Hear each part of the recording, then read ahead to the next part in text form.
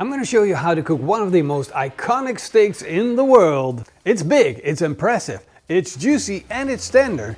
What more could you wish for? Big thanks to Napoleon Grills for sponsoring this episode. I kind of exactly know what you can wish for, because if you buy a tomahawk steak, you can just put some salt on it and you're going to grill it up and it's going to taste amazing. And then if you did that a couple of times, you're going to be looking for the perfect way to do it. And then you kind of discover that if you're using the reverse sear method, that you're going to get perfect results every time. First you smoke it and then up the temperature, you're going to let it rest and then sear it off and you're going to get that perfect edge-to-edge pinkness. Well, before I show you what there's more to discover, I'm going to talk to you about the bone. Because there are some people that are saying, well, I don't want to pay for that bone. That bone is costing me extra. Dude, seriously. They make a kilogram price or a pound price for tomahawk steaks. If the butcher makes you pay extra for the bone, then it's on the butcher. He can change the price of the tomahawk steak.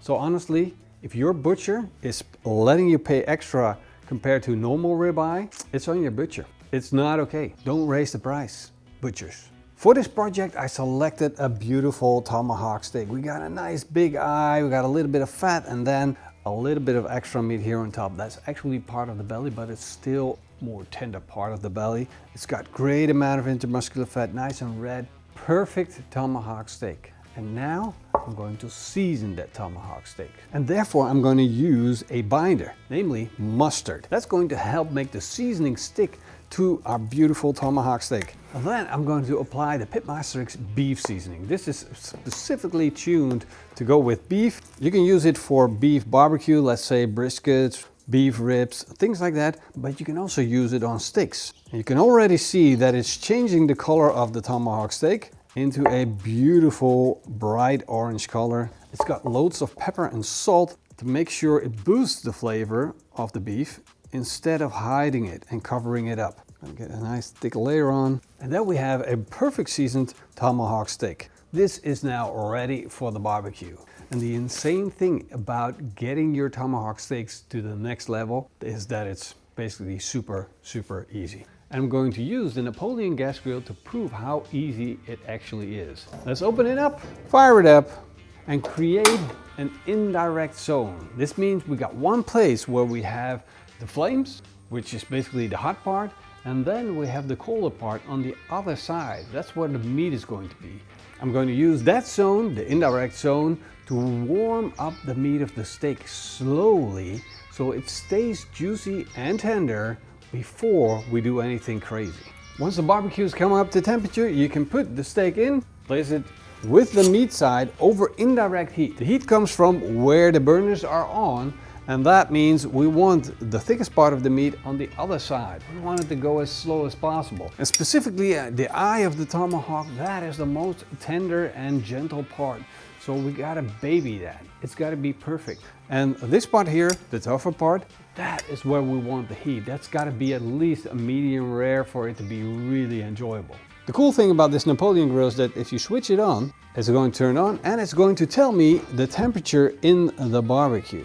You see, it's now currently 33 degrees Celsius. I'm going to slowly let it come up. If I close the lid, that's going to go pretty quick. We should have a perfect temperature of about 140 degrees Celsius in about 10 minutes. As the temperatures are going up, we can also see that the bone is starting to cook a little faster than the meat. Now, if you want to keep that bone looking nice for presentations, you might want to put on some aluminum foil and protect it. There we go. Now we're just going to let it run a little while. I'm thinking about half an hour or so, and then we're going to check back in. Now, of course, I'm going to make sure that I got my temperature right in the grill and in the steak. So I'm going to plug in a thermometer to make sure that I can keep track of that temperature. And it's as easy as that. Then you can open your app, you can keep your eye on it. And if you're aiming for a near perfect steak, that is what you need to do. You cannot cook the perfect tomahawk without a thermometer. I can see in my Napoleon Grills app that we only have 14 degrees more to go to the finish line, so it's going to be close. I'm estimating about 10 to 15 more minutes and then it's done. In the meantime, I'm going to show you the Pitmaster X hand polished cast iron pan. So this is a 12-inch skillet that has been hand polished to become extra smooth and extra silky. Now, of course, I've got the cool logo Pitmaster X. It's like super proud of that product. And then I've got the thing that everybody wants, a smooth surface on their cast iron skillet. This is so cool. This product is so freaking awesome. Don't believe my word for it, just read the reviews on the website.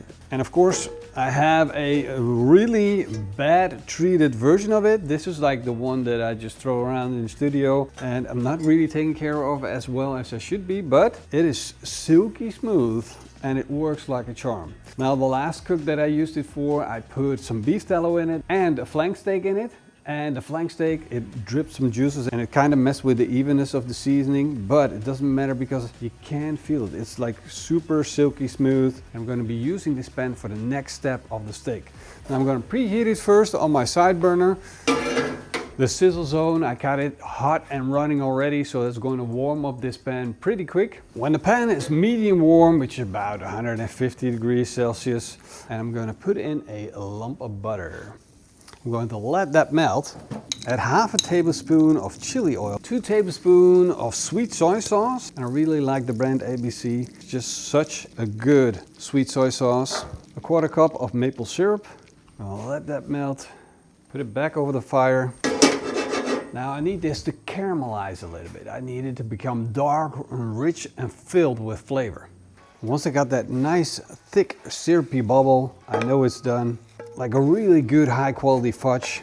Now to clean this back up again, all I need to do is just rinse it with some water. If there's something stuck at the bottom, which is not likely, just scrub it lightly with a scrubbing pad. You can use soap if you want to. Then put it on the stove, bring it up to temperature again. Just a quick wipe with a little bit of oil and you're done. Put it in the cupboard and then you can just take it out again whenever you want to and start cooking again. One of the most asked questions that really surprised me about this pan is that people ask me, can I use this indoor in the stove?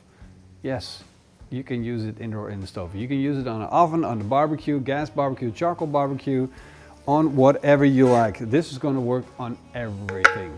Check out our web shop if you want to know more about this pan. shop.pitmasterx.com, links down below. The tomahawk steak is now at 52 degrees Celsius core temperature. That is the time that I'm going to take it off. I'm going to let that rest. To remove the aluminum foil, and as you can see, it's did its job. That tomahawk bone looks absolutely perfect.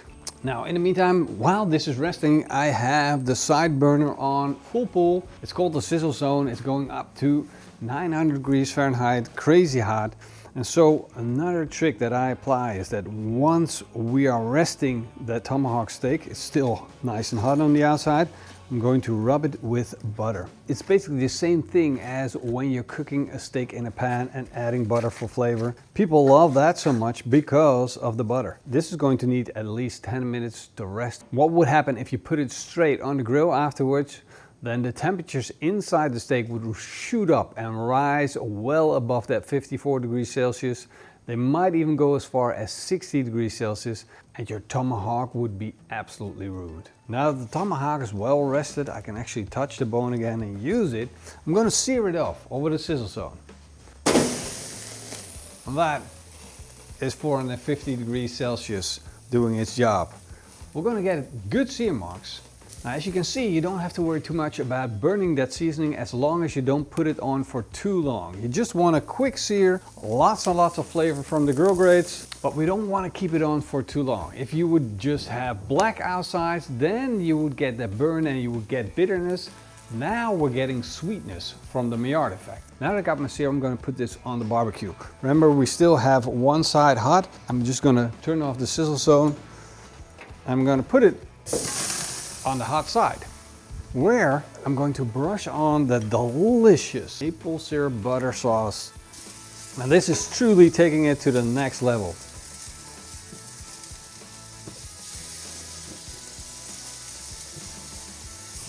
One more flip. And then once you got it nice and shiny, take it off. That is more than enough. Look at that. Sticky, sweet, and packed full with flavors. Now that is taking your tomahawk steak to the next level. Without further ado, let's slice into this bad boy. Do me a pleasure, take a look at that bone, see how it runs. You see how there's a flat part here. Make this cut first, like that, along the steak and the bone. That way you're not leaving too much on the bone. Do the same thing on the other side. Just follow that bone along with your knife. It's like making an extra cut, and it looks kind of odd in first, right? You're just leaving all the meat on the steak and not on the bone, which will be really disappointing for my dog, but it's going to be really satisfying for me. Let's get into this. Whoa, look at that. And that, ladies and gentlemen, is a perfect cooked tomahawk steak. Every single time somebody shows up and says, no, I just want salt on mine, you haven't eaten enough tomahawk steaks yet. I promise you're taking your steak to the next level. No need to put gold on it, just put some butter on it.